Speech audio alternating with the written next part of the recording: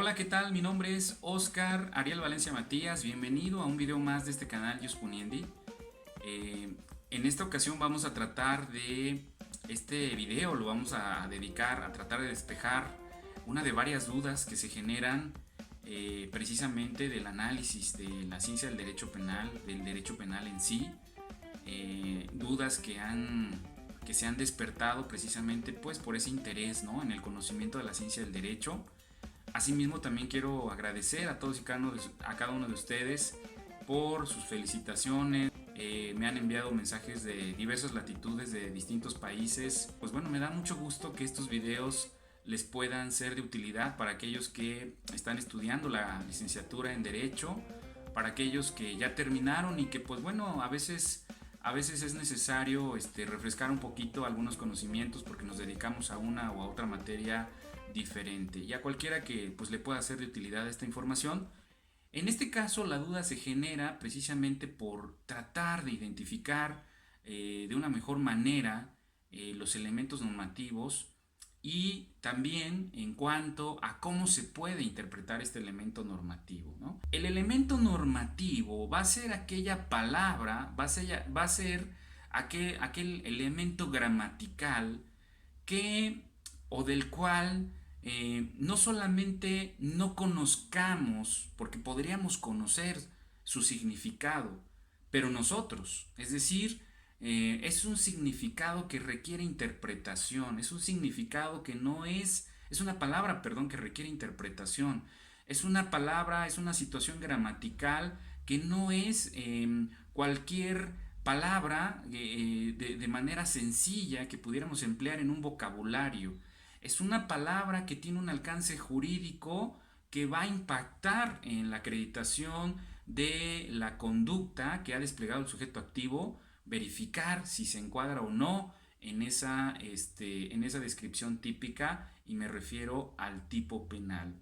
Por ejemplo, por mencionar algunos artículos, podría ser el artículo 293, que establece lo siguiente: al que sin motivo justificado, sin orden de autoridad competente y fuera de los casos en que la ley lo permitiere, se introdujere furtivamente o con engaños o con violencia o sin permiso de la persona autorizada para darlo a un departamento, vivienda, habitación, aposento o dependencia de una casa habitación. Y luego ya viene la penalidad, ¿no?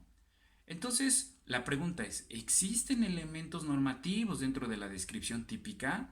Y la respuesta inmediata es sí, por supuesto, existen varios elementos normativos, es decir, situaciones gramaticales que estableció el legislador que van a influir para poder acreditar la tipicidad, y que, ojo, si no se acreditan los supuestos o los extremos de esas situaciones gramaticales que el legislador estableció, aunque tú te hayas introducido a ese domicilio, por faltar un elemento como lo es el normativo, no se estaría acreditando la tipicidad y por ende no estarías cometiendo el delito, aunque te hayas introducido al domicilio, ¿no?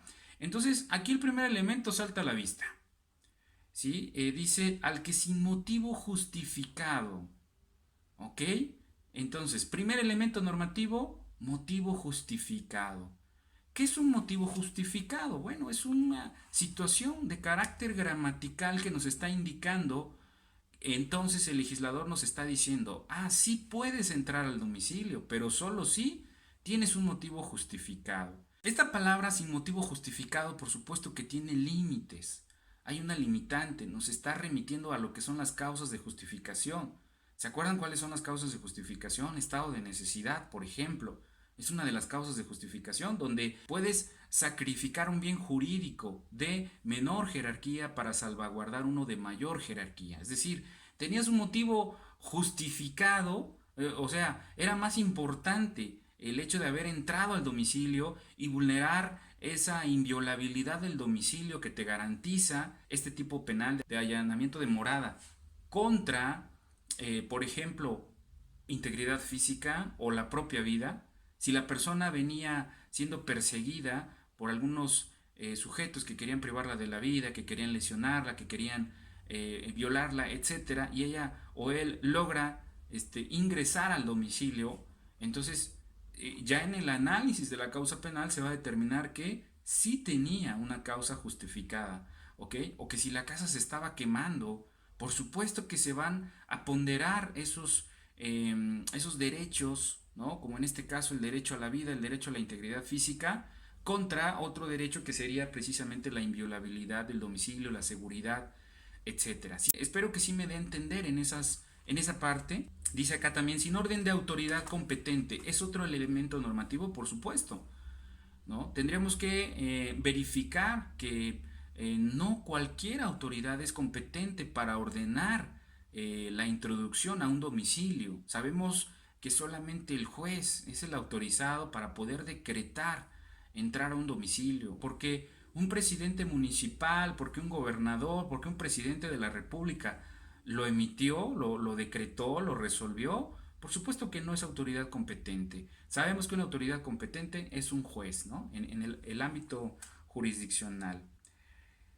Dice, o fuera de los casos en que la ley lo permitiere. Bueno, aquí nos deja una interpretación un tanto más amplia, es decir, tendríamos que atender a cada caso, a cada supuesto y evidentemente a cada regulación, ¿sí? Por ejemplo, hablamos de una situación fiscal, ya cambia la situación porque el fisco tiene determinadas facultades especiales que la misma ley lo está consignando. Por eso dice acá, o fuera de los casos en que la ley lo permitiere, ¿no? Bueno, en este caso la ley sí lo permitía, ¿ok? Sí permitía al ejecutor, al actuario, haber entrado al domicilio para llevar a cabo el embargo de bienes, etcétera. Entonces, ya tendríamos que analizar la ley que aplica a cada caso en concreto. Es decir, no nos compliquemos cuando este tipo de interpretaciones, les voy a ser honesto, a veces nos suena un tanto complejo cuando la ley dice, o fuera de los casos en que la ley lo permitiere. Y tú dices, ¿y qué ley? ¿A qué ley se refiere? ¿O dónde voy a encontrar esto? ¿No? Bueno, no te preocupes, se refiere a cada caso en específico, porque si tú estás hablando de la materia mercantil en el tema de los embargos, la ley lo establece. Si tú estás hablando de la materia fiscal en tema de los embargos, la ley lo establece. Si tú estás hablando en el tema de los cateos en el ámbito penal, la ley lo establece y lo regula. Entonces, en esos casos, por supuesto que no se va a contemplar como una arbitrariedad y como un delito de allanamiento de morada, porque pues sí, se trata de una autoridad competente o se trata de un procedimiento que fue seguido en forma correcta, ¿ok? Entonces, aquí tendríamos que interpretarlo así como lo estamos comentando. Y bueno, dice acá, se introdujere furtivamente un elemento normativo más. La furtividad es a escondidas, se introduce a escondidas, esa es la furtividad, o con engaños, ¿sí? También habría que en un momento determinado, si estamos en conflicto, para determinar si fue con engaño o no, por lo que le dijo, por lo que dice el activo, por lo que dice el pasivo, y entonces el juez tiene que hacer toda una interpretación, y aunque tengamos muy claro que es un engaño, el juez tiene que citar si hay controversia respecto de que si esa conducta fue engañosa o no. El juez tendrá que citar el precepto, el elemento normativo, el elemento gramatical, y establecer qué se entiende por un engaño, ¿no? Para ver si esa conducta, para ver si más bien si ese concepto, esa definición de engaño puede encuadrar, ¿no?, en la conducta desplegada por el sujeto activo, y entonces así verificar si esa introducción al domicilio fue con engaño o con violencia, en su caso también, si existe controversia.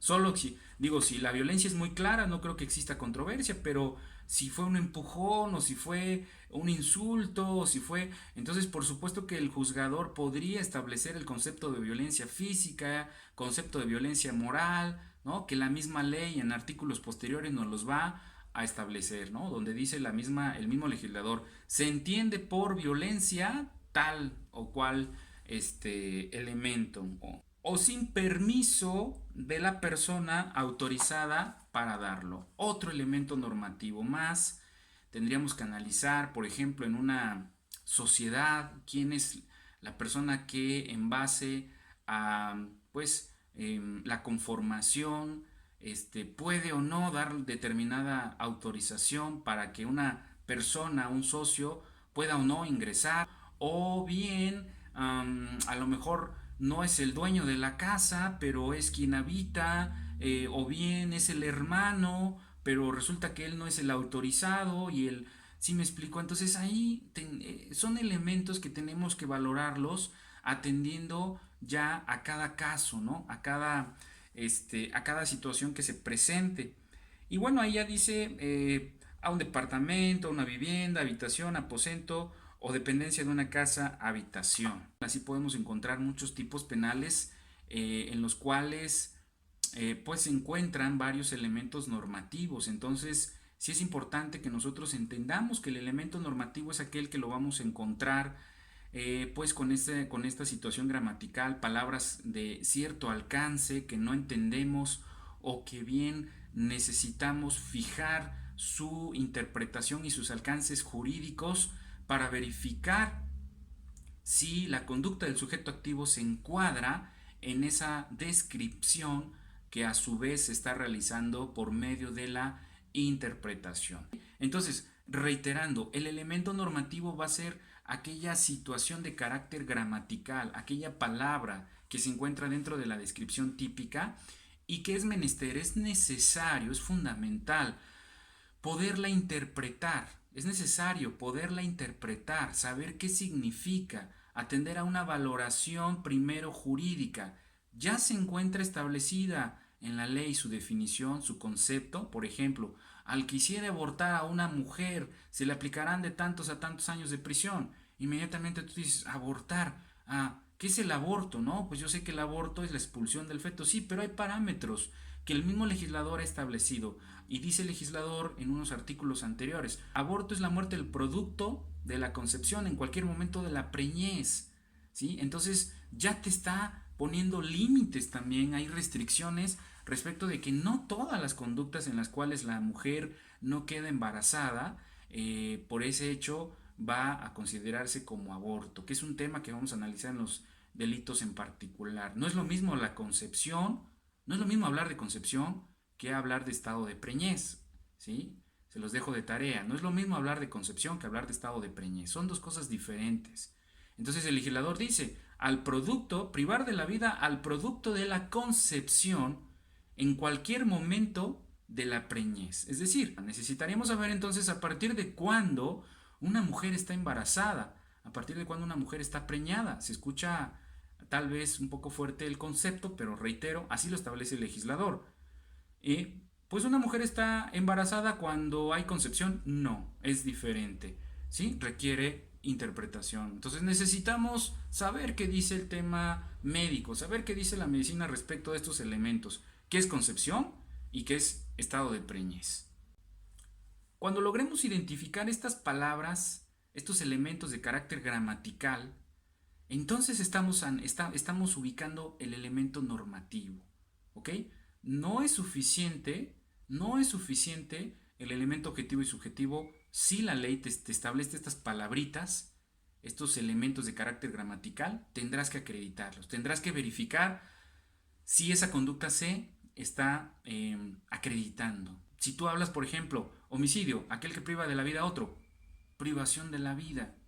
Bueno, de antemano tú dirías el elemento objetivo privar de la vida, subjetivo doloso o culposo. Pero si ya tienes ciertas dudas, ojo, si tienes ciertas dudas respecto de la privación de la vida, es decir, ¿estaba vivo o estaba muerto? ¿Hasta qué? ¿Cuáles son los límites de la vida y los límites de la muerte en el ámbito legal? Tendríamos que conocer el alcance de lo que es la muerte, la privación de la vida. Si la persona se encontraba en un hospital, ¿sí? En estado de coma, tendríamos que verificar si solamente era muerte cerebral, porque entonces no sería muerte legal, es decir, estaba viva todavía para los efectos legales.